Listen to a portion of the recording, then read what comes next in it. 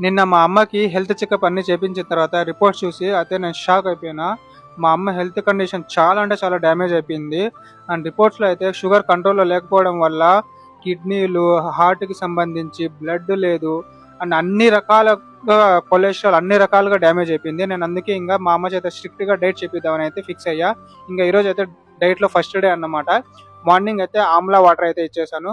And బ్రేక్‌ఫాస్ట్‌లోకి ఒక egg white and oats meal అయితే ఇచ్చాను. పాలు, చియా సీడ్స్ అన్నీ కలిపి.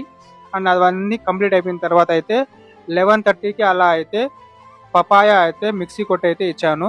అండ్ ఎక్కువ వాటర్ కూడా కలపలేదు. సో ఇట్లే ఇవ్వాలన్నమాట షుగర్ కంట్రోల్‌లో ఉండాలంటే.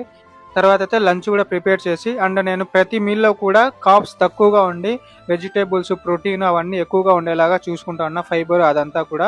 అండ్ డిన్నర్‌లో కూడా కార్బ్స్ అయితే ఇంకా కొద్దిగా తగ్గించాను లంచ్‌లో కన్నా కూడా. అండ్ మా అమ్మ అయితే అడిగితే మాత్రం చాలా బాగుంది. అండ్ ఆకలి కూడా ఎక్కువ లేదని అయితే చెప్పింది.